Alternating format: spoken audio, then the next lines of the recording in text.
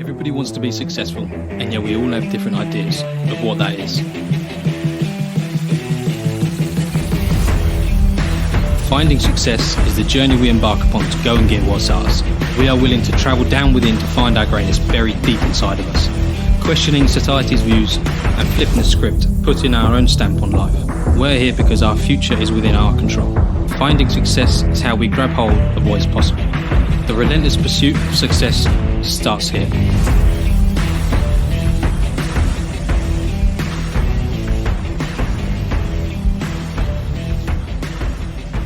We are Finding Success. We're here to help break that monotony of your life and help you find your version of success.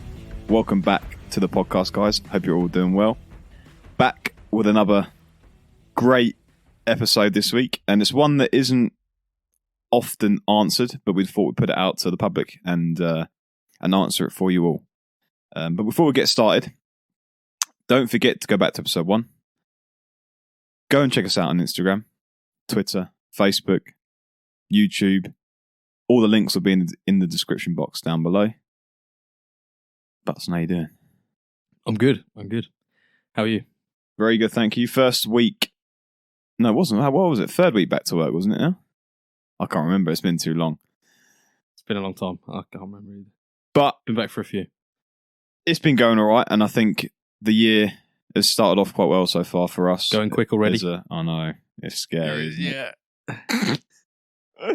But yeah, so this week's topic. Yes.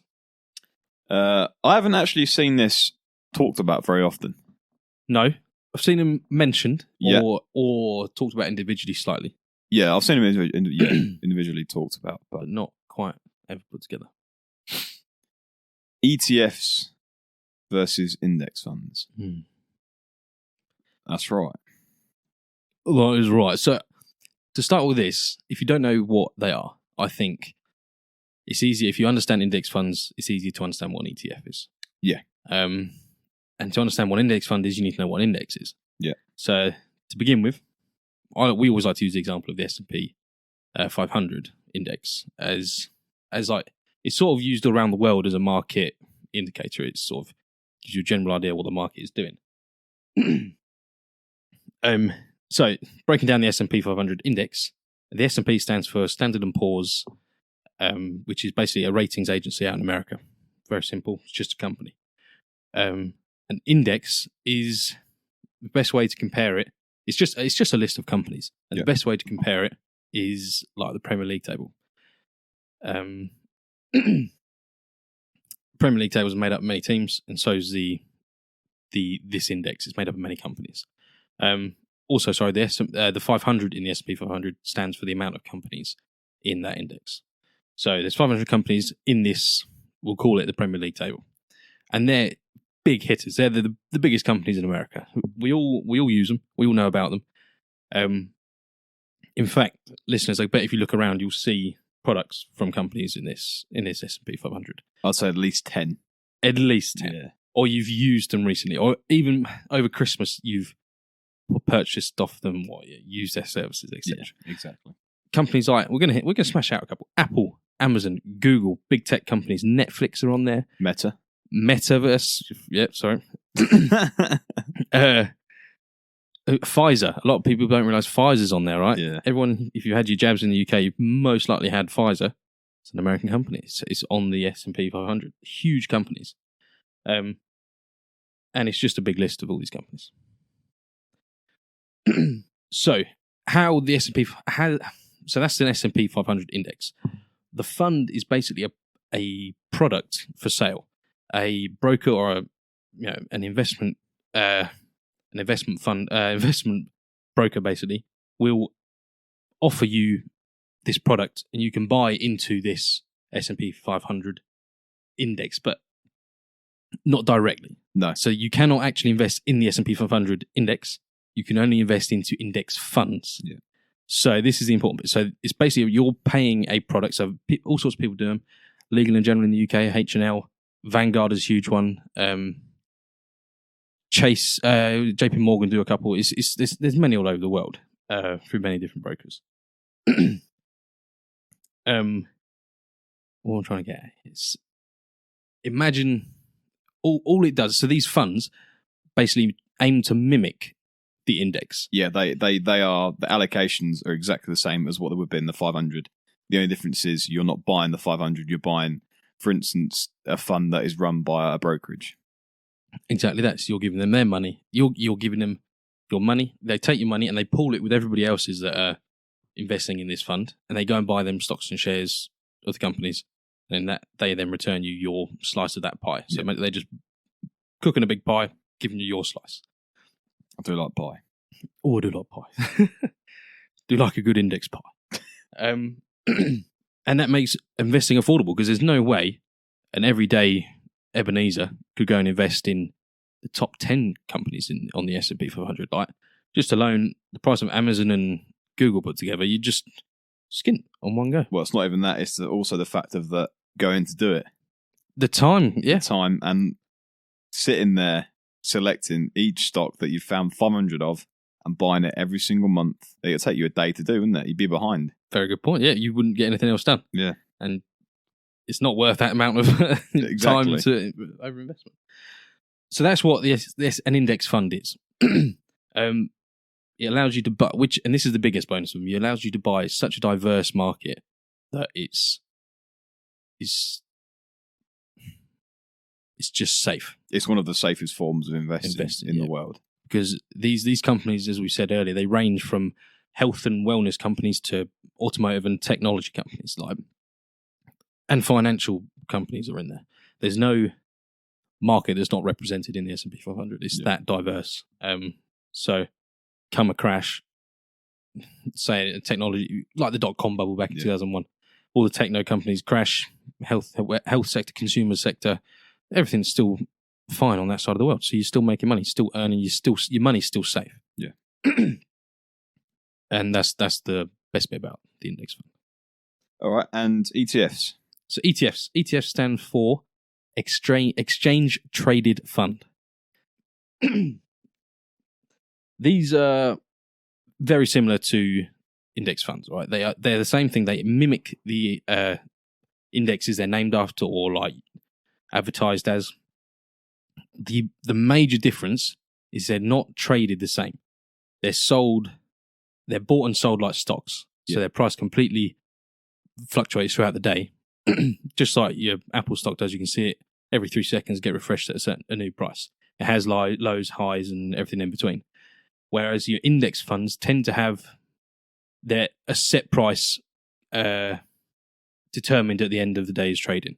So if you were to buy it on a Monday, the price would have been set Friday night, and that's what it's been all weekend, and that's what it will be until Monday night close, and then it's reset. And that's set by the people providing you that product. Yeah, the brokers. Another difference is you can't actually buy ETFs automatically, can you? You have to do it as in every single month. You can't automate your payments into an ETF fund. No. Meaning, again, it doesn't really become passive. It's not passive investment because you're having to work to generate a form of income. Put in that time to be able to invest in it, yeah. And it doesn't seem like much time, but you have to go onto the page and click buy and select how much money you want to buy into the fund by. Whereas with an index fund, you can set your payment automated, don't do anything, don't even have to check it year on year, and you know that every single month that same fee is coming out. So they're not quite as powerful. But I would say, if you have less money to begin with, start your investing journey, ETFs are slightly better. Yeah. Just because if you only got a little bit of money, they're a bit cheaper to buy into. There's no minimum buy-ins to begin with, and the fees are also slightly lower to begin with as well. Yeah. So the brokerage free fees that they've charged you to make all your transactions, etc. But if you've been listening to the podcast, you'd be saving your 10% already. You'd have had if you've got your cash cushions saved up as well, you'd be well ahead. You wouldn't need to go to ETF straight away. You'd be ready to go index funds, I should imagine. Also, so they're the two biggest sorts of securities there are at the moment. I would just want to bring up bonds as well, because it's like the third largest category. I know it's not quite related because it's not a fund as such. but it is it's a security that I think we should just talk about. I'll mention anyway, just for a slight second. Bonds are a type of contract that companies and banks, or governments rather, sell when they need extra money. And they basically promise to pay you back in the future with some interest. They're very low risk and very low reward at the same time. So while you don't need to do it, we tend to recommend that to the older generation of the world that aren't looking for long-term gains. They're looking for just low risk. They want to keep their money safe. That's what the older generation. It's more of a guaranteed, very, very small amount of interest income return. Yeah, exactly. And it's less likely to be hit with volatility and so on and so forth. It's much more stable. Hence why it's low reward, because low risk, low reward. So. There are actually, pending the company you used to invest with, i.e. Vanguard or H&L or whatever, they also do a certain fund where you can select equity versus bonds. So you could buy a fund that traces 80% of the money that you put into it goes into their version of the S&P 500, and 20% goes into a set bonds, which is a great little investment as well for someone that doesn't really understand or doesn't want the choice of selecting a certain index fund that traces a certain index. So, for instance, the S&P, if they've got to find one that matches with a broker and they don't actually want to pick their, I don't know what you call it, their final destination, for instance, they don't want to pick where their money's going to go, they can invest it in that sort of retirement fund, if you will. And that will kind of aid people so that their portfolio is even more diverse rather than just the 500 companies that we've been speaking about. They can even go broader and have a mixture of bonds and equity. True, very true. And they can be really good to look at because they offer a different, all sorts of percentage splits, don't they? Yes. Between bonds and equity, which is really cool. And sometimes you can go between equity and income style funds, but they're not necessarily as they don't necessarily mimic the S&P or indexes themselves. They're normally biased towards dividend-paying companies over just value-increasing companies. Yeah. Basically. It's a lot to take in when you're talking about ETFs versus index funds versus, you know, the S&P versus what it is, how it is, and it's really hard to kind of understand. But I think we've laid it out quite well in the way that you said it. It's very, very, very simple. They're very, very similar, but different at the same time. There are small changes from ETFs and index funds, but at the same time, they're not massively different. I think the industry puts quite complex terms and words out almost to hide the fact that it's quite simple. At the same time, they want to almost protect what they know. So, you know, they think that so not everybody knows. I don't know. It's just power creates thing, which makes people think it's only for the rich and wealthy. You know, people that know about finance, it should only be for them. Yeah. And it's just completely the opposite. It's for anybody and everyone. It's not just for the rich, and it's not too risky either. This stuff. No, exactly. Get that out of your head. When was the first index fund created, and who by? You should know who by, at least. Really? Yeah, you should do. Is it Vanguard? Is it Mr. What's his name? John? No. Oh no. It starts with a J though. I don't know. Jack Bogle. Jack Bogle. Yeah. Oh, I thought it was John Bogle. I was going to say John Bogle. Yeah. Jack Bogle. But Mr. Vanguard, isn't it? When was it made? 1970s, early 1970s it was made. Okay. Which is he bought out the first one with obviously decreased fees for everyone, so you can buy a diverse portfolio to spread your money out nice and easy, and it tracked the S&P. That was his first one. Is it? Oh, that's interesting. I didn't know that. When did ETFs come out? Put me on. I don't know. About 15 years later, roughly. Oh, so they've been around. So I thought they were a much more modern thing. No, yeah, they 85. That's 85, so 85, 86 they came out. I'm not sure who created them though. But yeah, they sort of came out there because it allowed, as you mentioned in the start, people with a smaller account to get involved in lower products with different sized fees, basically. Okay. But you know where it all stemmed from? It all stemmed from mutual funds. Right. Because obviously a mutual fund is back in the day where you'd get a piece of paper and it would tell you amount of companies on a fund or whatever, and you'd sign up to it and give your ticket in or whatever. But the fees on that were usually very high. Substantial, yeah. Because it was obviously always actively managed funds with someone sitting there trying to work out what the best to invest. Which, you can't really do that, can you? It's not really the best way to do, unless you've got someone like Warren Buffett being your manager, but he didn't. No. Yeah. So that's where it all came from. All came from mutual funds. He wanted to save money basically on his investment. Interesting. Because the fees are all, just buying into every single stock. Because that's what he had to do back in the day, was to buy the stock, and it was just fees were just extortionate. Yeah. So didn't know that. There we go. I think that is about it from my part of view. From my part, anyway. I just wanted to go back. I was mentioning the Premier League, and the reason why I mentioned is talking about the S&P 500 index fund. Oh, sorry, the index itself. Now, the reason I related it to the Premier League is because what happens when a team does awful in the Premier League? Yes, relegation. Relegation. That if your team gets relegated, it's a stinger, isn't it, when you go down into the Championship? You want to cry. But this is good for investors because it quite literally, companies that aren't doing well or companies that are doing the worst that year all get booted out, and new and up and coming companies, or not necessarily new, just companies that are improving, come up into this top 500 companies. So it's constantly refreshing, constantly changing who's in there. You're constantly getting the top 500 companies in America. It's not getting static and old. Should Apple just crap out one day and never make another penny, they will slowly get reduced and removed from the S&P 500. Exactly, yeah. So that's another reason why it works so well over long term. It's constantly moving. It's an organism. It's constantly growing. Fun fact, no one has ever lost money investing over a 20-year period in a S&P 500 index fund. Over 20 years, there's not been a loss period, even if you were to invest in the best time and through the crash. There was a really bad period.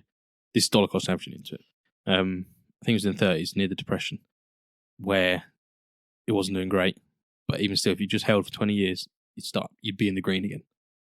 So just another.